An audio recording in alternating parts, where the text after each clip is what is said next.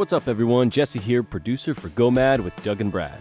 On today's show, Doug and Brad bring their better halves, Anna and Sarah, into the studio to talk love languages. But first, Brad has to break out a box of that weird heart-shaped candy that only shows up in February, and Doug conducts a very confusing game of two truths and a lie. But eventually, the four Hutchcrafts leave us with some incredible advice about being Christ's ambassador in your marriage. If you'd like to take the quiz that they reference, go to 5lovelanguages.com. Link in the description. Okay, ready? Let's go mad. Welcome, everyone, to a brand new and very special episode of Go M.A.D. We're Not surrounded with just Doug by and Brad. beauty. We're surrounded by beauty, and no, sorry, buddy. It is not talking about just you. Doug and Brad. It is Go M.A.D. with Doug and Brad and Anna and Sarah. Our Hello. wives have joined us boldly, bravely for this episode today. Now, Man. we're going to be talking about Valentine's Day is coming up. And if you're listening to this after Valentine's Day, just know it Just was turn it coming off. up. Just turn it off. It was. Because we're talking about love and marriage are. and all that good stuff today. But do you know what it means with Valentine's Day coming up? That's right. Candy hearts. The worst thing ever made for anyone ever. That sounds like my These knee are- when I wake You up got to take in the one and morning. tell me what it says. You Oh, got to take one. You gosh. don't have Here to we eat go. it. Trust Here me, we you go. don't have Thank to you. eat it. This Thank is you. Here we all right. go. What does yours say, Doug? Let's see. Smoosh on you? Wait, crush on you? That sounds violent. I prefer you just leave me alone. All right, I don't know what to Anna. do with this now. Mine says XOXO. What does that spell? So it's Greek. It's Greek. It's a wrap. All right, Sarah. Marry me. I already did. Boy. All right. Again? And well, you said marry me, and the one I pulled, I do. Oh my goodness. It's love. It's so awesome. It's meant to be. And now get these far away from me. That is. It's awesome to have our wives with us here today. Look, I married a beautiful woman. I was Whoa, I did too. you did too. I was recently, Anna's not going to like that I'm telling this story, but I was Oh boy. I was on a shuttle bus from a parking area in a rental car place, and they were bringing me back to the airport. And we're walking out of the bus door, and the driver goes, "Excuse me, sir, is that your wife?" And I said, "Yeah, it is." And he said, "She's beautiful, you know. You know you married up big time, right?" Strangers And I'm telling like, you that. "I'm aware, but thanks so much for the reminder." That is fantastic. Yeah, when he a said big time. Stranger That's awesome. says that. Yeah, it was. And they adding big time. Thanks so much. Fantastic. All right, so with Valentine's Day here, real quick, I want to play a quick game.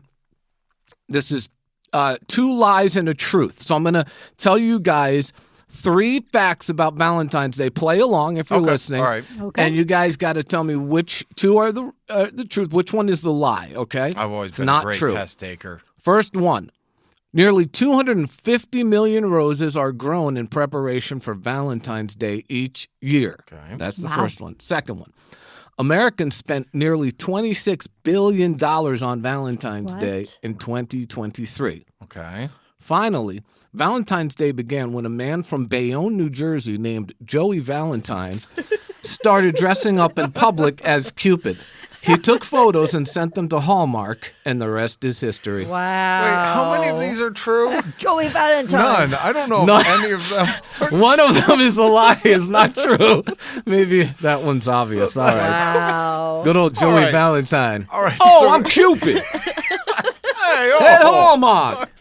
Here's a card. So here we are. It is Love Month, and if you are someone that is single listening to this episode, and you're like, great, we've got married couples on and everything else today, please stay tuned because we're going to be talking about something that applies to everyone. That whether you learn these things now, or in fact, if you learn them now before you're married, even better. Because did you know, Doug, we're going to talk some about love languages today, but not your typical, hey, here are the 5 love languages, figure out which one you are. We've got more we're diving into, but I didn't know until this morning that they are celebrating the 30th anniversary of the 5 Love Languages book by Gary Wow. Chapman. I No didn't know way. that. I had no idea. It's a great 30 time. years. Great time to be Wow. talking about this. Yeah, and like Brad said, whether you've been married for 2 weeks, 2 decades, 50 years, or you're not married at all, stay tuned because we're going to get into some interesting stuff, things I wasn't even aware of till I started looking into this a little bit. Sarah, actually, Brad's wife, sent me an article recently, sent us all an article about a study that had just been done that showed that divorce rates are skyrocketing, but listen, among who? Actually, the rates are getting better among 20 and 30-somethings, which was encouraging. But they're like doubling and tripling from people aged 55 and up. It's doubled in the last 10 years. Wow. And 65 and up, it has tripled. Wow. Really? And what the article said after they did, these researchers did some more looking into it, they realized that the couples that were getting divorced, their kids had left the house. And once that happened, the couples realized they didn't know each other anymore. At some point, the way they put it, kind of the pursuit stopped. They stopped getting to know each other and appreciating each other, started to take each other for granted. And then by the time the kids left, it was kind of too late. And they just gave up on it. And what I love about the Love Languages book, but we're not really going to talk about the book a ton today, but we are going to talk about what it means to love your spouse in the way that they feel loved. Because and that's important, whether you like it or not, you don't really get to decide as the spouse what makes your spouse feel loved. You might wish that they felt loved by, maybe you do the dishes and you go, man, that must really thrill them, but they have a different love language. Like maybe it's compliments. We're going to get to this in a minute. So wait a second. Wait. You're telling me that what we're covering today, we're not covering the 5 love languages so I can know how I'm supposed to be loved more? I thought this was about figuring out what I need. What are my needs? I'm putting my hand on Brad's shoulder and I'm looking him in the eyes right now. One thing about love, it's not about you. What a sweet brother There's no moment. you in You love. can just turn this off. That's the way. There's no you in love. Wait a minute. That's true. Hold on. I'm don't know if Googling that. No I in That's love? true. There's no I in love. That probably would work better. But figuring out the love language of your spouse or your significant other is important. How do they feel loved? I remember, Brad brought this up to me the other day, my lovely wife, Anna. Hi, Anna. Hi. So when we first met 30-something years ago, Anna is full-blood Navajo from Arizona. I grew up in New Jersey, the suburbs of New Jersey. It's kind of an unpredictable love story. But I wanted to really connect with her. I knew she spoke Navajo. I didn't know how. So I asked a Navajo friend of mine, could you tell me something I could say to Anna in Navajo that would really impress her? Now, I'm putting a lot of trust in this guy because he could tell me, he's kind of a wise guy. He could tell me anything. So he says, okay, go and tell her Nansiskis. I practice it. I go to Anna, look her in the eye. I said, Anna, Nansiskis. And she said, why do you want to chase my sheep? No, it meant I'm thinking of you. And it actually worked. Mr. Smooth here. There we go. And my response was, Oh, yeah, that's right. Her response was, Shudo. And I go, that's awesome. I don't know what that means. Did you just say she wouldn't tell me? Did you just Get say out. get lost? No, but it meant me too. But it's a kind of a good example of how speaking someone's language, and in this case, their love language, can make a huge difference in maybe a marriage that's struggling. If your marriage is healthy, it can make it stronger. So we're going to get into that some today. This impacts relationships as well. Even if you are someone that That's true. single, maybe you're younger and you're still at home. You haven't left home yet and you're with your parents.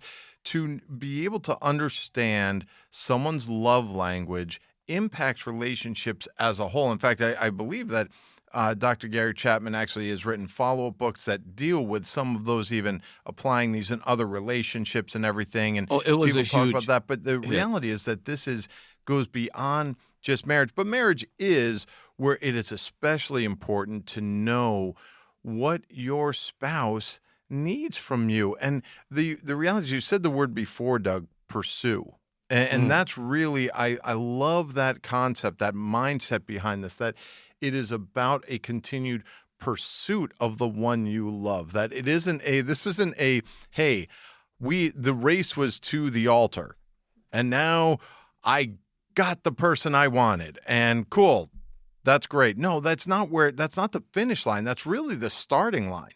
Where the marriage begins should be the starting line of just this lifelong pursuit of one another and finding out more about each other. Yeah, this Love Languages book, look it up. It was a huge hit. Millions and millions. Still is. It's still millions and millions of copies. And of course, once it becomes huge, there's tons of sequels. There was like 30 of them. The most recent one was like The Love Language of Cats.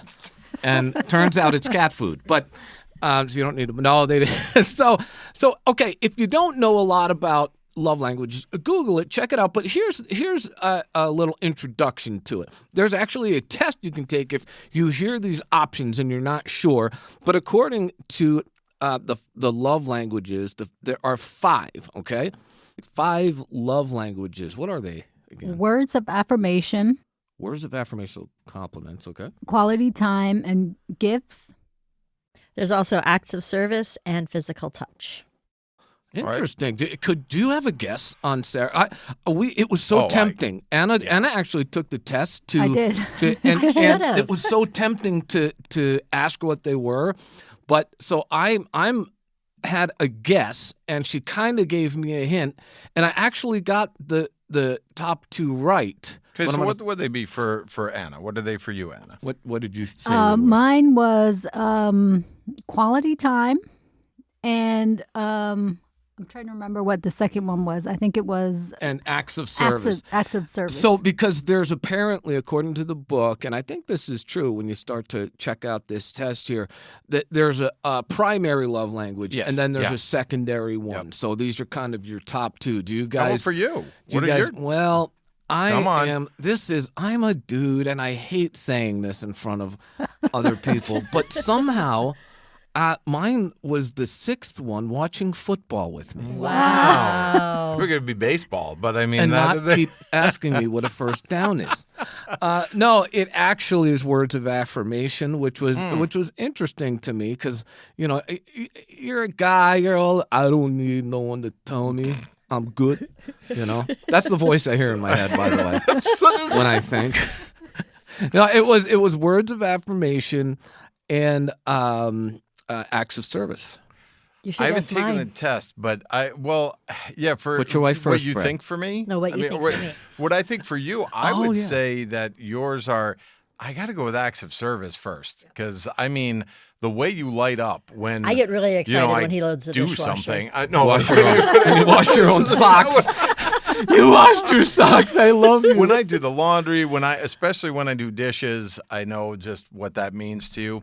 And then I would say the other would be quality time, I think. But what would you say for your second one? You can tell by the look on Sarah's face you're completely wrong. Yeah, I got the first one right, though. The first one. That's Absolutely important. on the first That's one. the first. That's Definitely important. quality time is a high one. Words of affirmation is also high. Yeah. I didn't take the test, so I'm just... No, for me, I would say probably the words of affirmation is pretty huge. And then, is it weird to say physical touch on a podcast?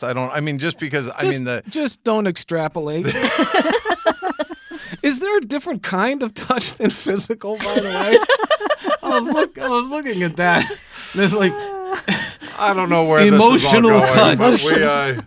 But I mean, I think there's an 80s song about that somewhere. So we'll just move on there. moving on. I also don't mind receiving gifts. Let's be honest. That's yep. It's important. It really, I think, does mean a lot to get this figured out because again, whether you're like, oh, I don't know about a test, the idea that we don't take our spouses for granted. The idea that in a life that gets so busy, there's so much to do, you're taking care of the kids, there's the job and everything, and all of a sudden date nights become a thing of the past, and you stop asking, not just, how was your day? But asking real questions about how your spouse feels. And it takes effort. It takes time to actually, especially, and even if you've been married 30 years, I'm going to tell you this.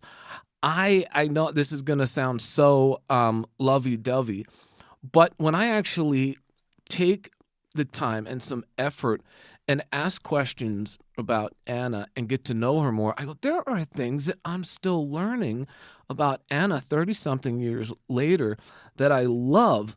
So once you figure out what your love language is, then you got to dig into it a little bit deeper. So if it's words of affirmation, for example, what kind of compliment will mean the most to them? Yeah. Is it specific? Is it creative? Is it written? What communicates quality time? Is it talking?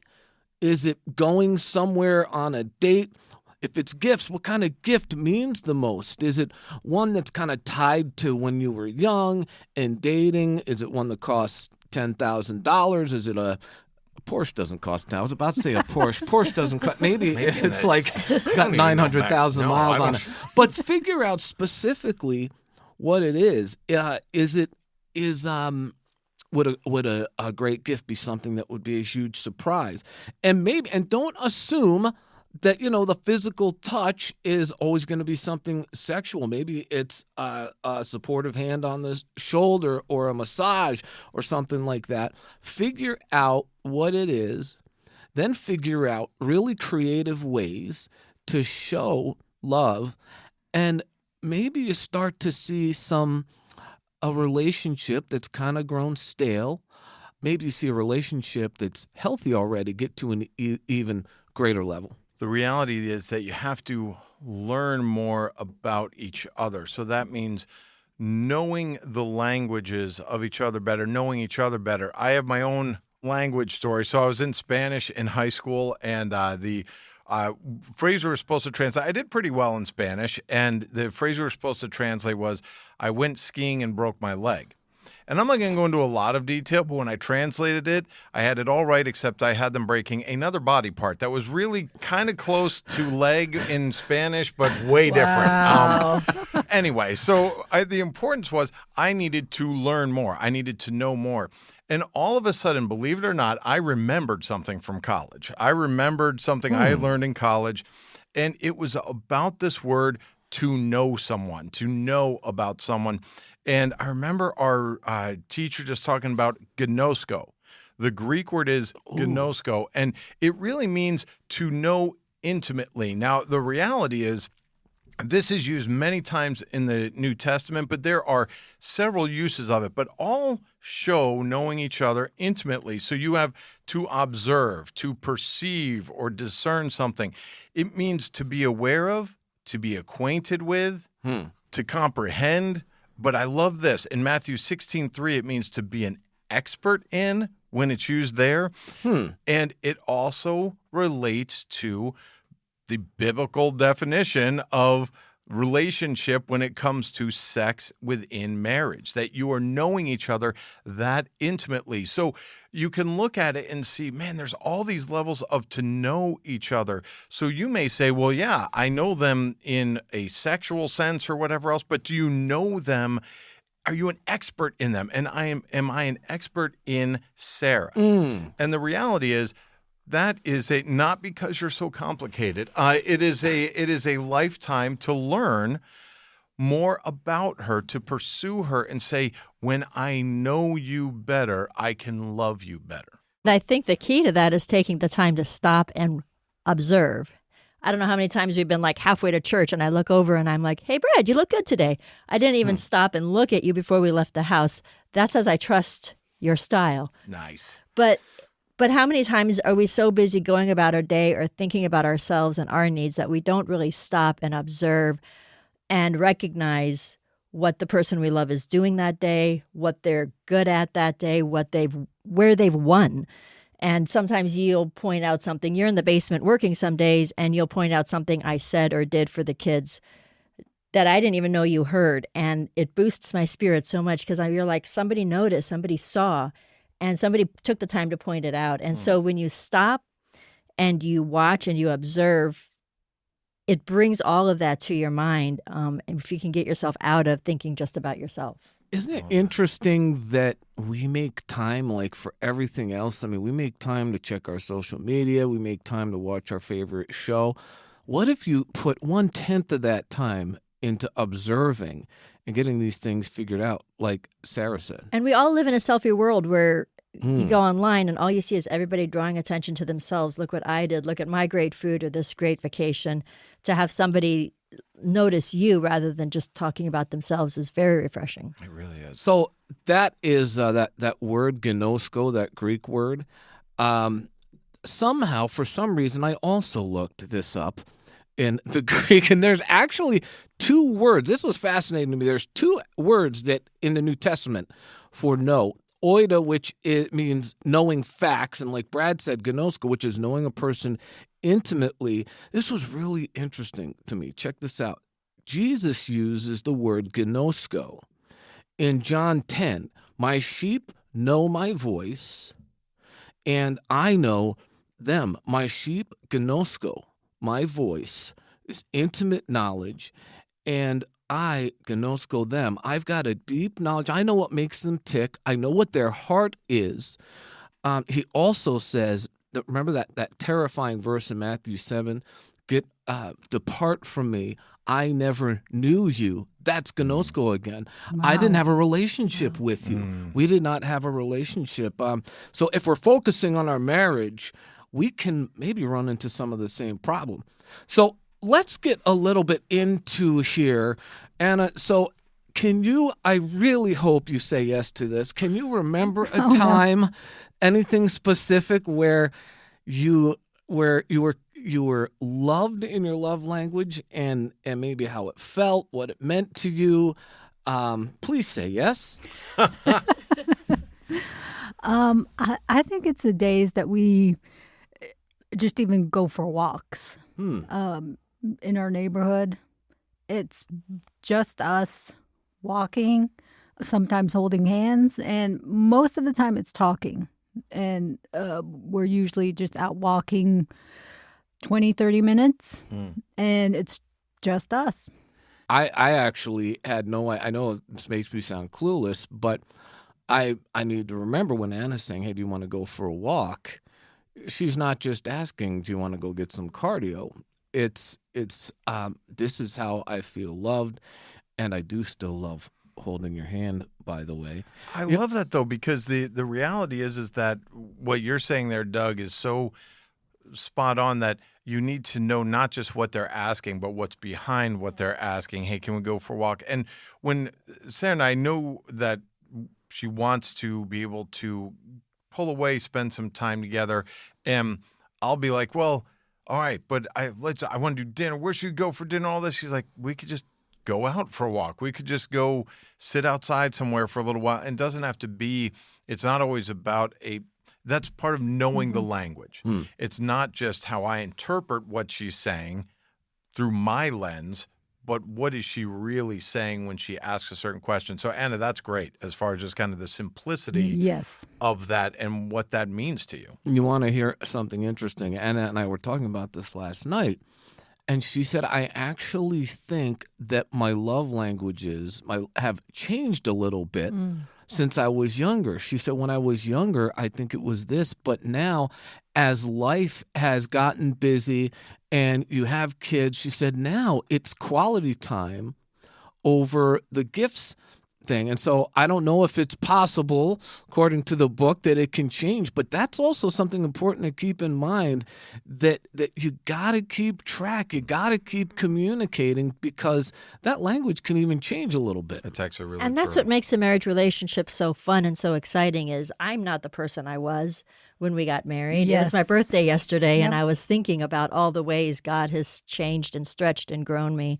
and I'm grateful. But if we had stayed in the exact same relationship we were when we got married, we would have a stale relationship. But there's always something new to discover, always something new to explore. I think that's part of why the advice our pastor at our church, Ted Cunningham, who's been on our podcast with us a couple of times, it's one of the things that sticks out to me as far as his advice, because it helps keep a focus on making sure we are carving out time for each other. And that he just encourages couples to have a daily delay where you are just pulling back for a few minutes and saying, hey, this is processing the day together. And he said that can be 5 minutes. And you have a weekly withdrawal. So you're taking time together. You're pulling away for a date of some sort. It doesn't have to be anything fancy or whatever else, but a date where you get a little more just time together, to have fun together, to enjoy each other, to talk with each other. And then he also says an annual abandon. And this is one, honestly, that we still are, because we love our kids and we love doing vacations together, that's one that we have not perfected yet as far as going away alone each year, even for a night or two. But he does stress that that's important because, again, you're shutting out the noise of the world for a couple of committed days and at least a couple nights. And so that's just some advice for those who are listening. Maybe that encourages you. You're thinking, how do I take simple steps to get to know them better? Even if and we know, Doug and I have talked about this on several podcasts, where you may not be in a great relationship. You may be in a hard place. You may be in a place where you feel like your marriage isn't going anywhere and things are falling apart, but don't give up on this. Keep inviting Jesus in, and as a couple, ask him to help you learn each other's love language better so that you can love each other more the way Jesus loves us. And maybe those are some simple steps that'll help: the daily delay, the weekly withdrawal, and the annual abandon. That's really good. I wonder if you're listening and your relationship is struggling a little bit. Don't try to solve everything in a day, but take a step. Take a step here. And even if it seems strange, maybe sit down with your wife, sit down with your husband and say, I want to know how to love you better. Believe me, they're going to like to hear you say this. And I want to actually love you in a way that you feel loved. You can even bring up these love languages. Maybe it's by sharing the book with them, or maybe it's just sitting down and going, hey, I'm not sure I'm loving you the way that I need to be loving you. And like Brad said, this one's really important too. If you're struggling, talk together and pray together. I know that sounds like no duh. Anna and I, in some of our hardest times, even when we don't feel like it, and yeah, there are times you don't feel like praying. Maybe you're kind of chipped about something or upset about something, and we stop and we say, we are going to go before the Lord together. And man, it's powerful. Sarah and Anna, what's something you would say? You're sitting here and you're in the shoes of someone that a spouse out there, a wife out there that is trying to process this and say, okay, these love languages, and yes, I love my husband. Well, man, it may be challenging, it may be going well, but what's a word of encouragement you would give to someone right now who's just trying to process, how do I apply some of this to my own life? I would say a key thing that I've had to learn is to let myself be loved. A lot of times I am very self-sufficient, and I know women in general can be a little bit controlling, especially about their homes. And I remember when we first got married, I didn't like how you folded the towels. They didn't fit my system in the closet, so I would criticize that. But I'm sorry, you have a system for your closet? What? I don't mean to interrupt, but I did. I'm trying to understand. Okay. I did. Continue. Sure. Sorry. But my love language is acts of service. Brad was giving me an act of service. And I, rather than receiving it, tried to tell him how to do it better, or how to do it my way, maybe I should say. But even in other ways, when we go for a walk, Brad always likes to walk between me and the road. And I'm still being corrected by that sometimes. His hand will gently guide me over to the inside, and I can be offended. Well, you don't think I can take care of myself? Like, well, I don't need you to, do all this stuff for me. And I like being strong. I like taking care of myself.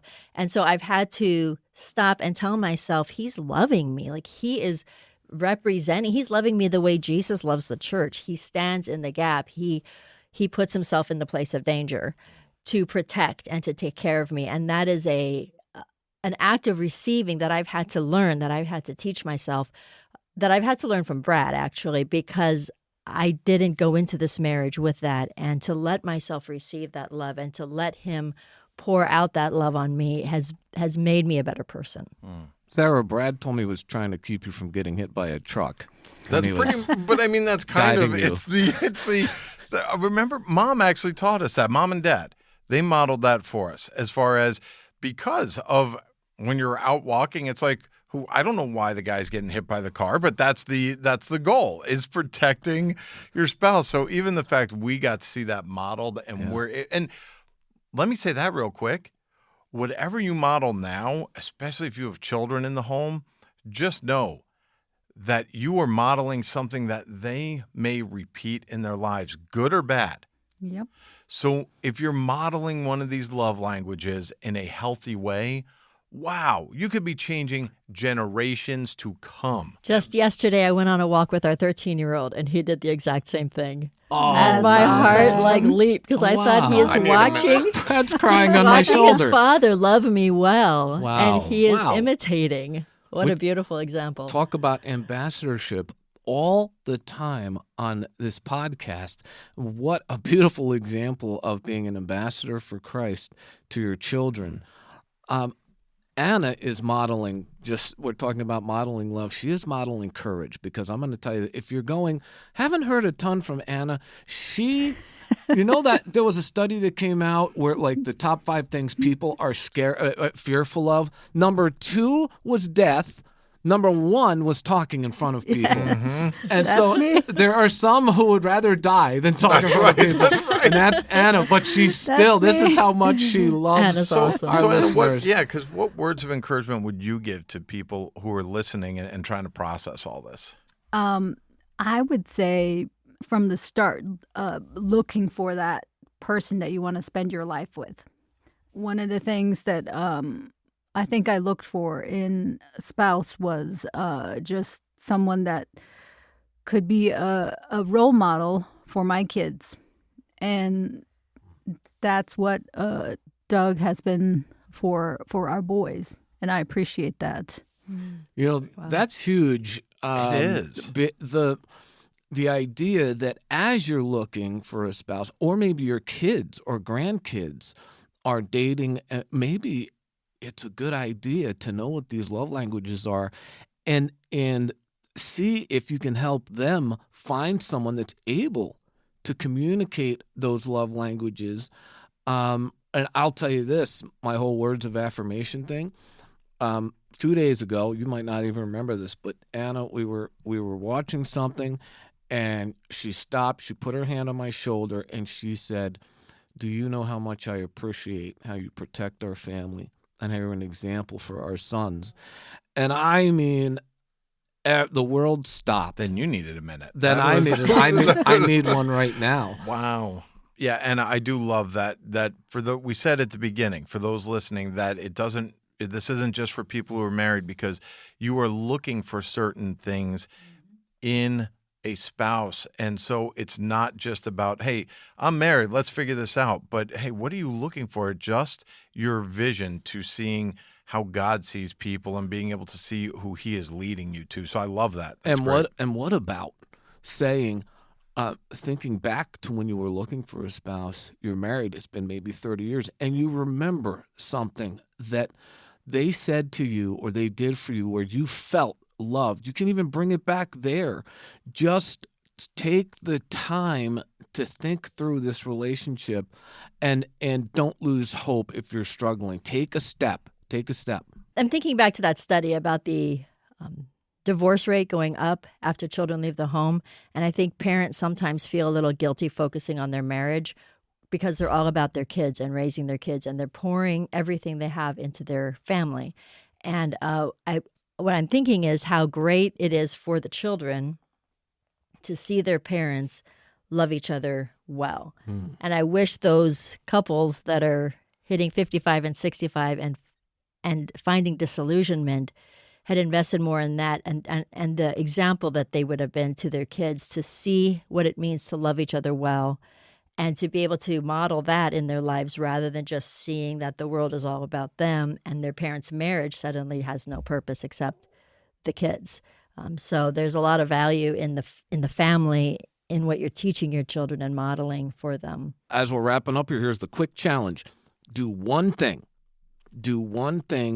that you know is in the love language of the person that you love, the spouse. Figure out if you haven't been doing it, if things are getting a little stale, or even if things are great, figure out one creative way to communicate that love to them in their language. And if you're trying to figure out your love language, we will drop the link to the love language test in the podcast description. So check that out. If you're like, where do I find this out? You can find out that there as well. Hey, drop us a review. Share this with a friend. We always appreciate that.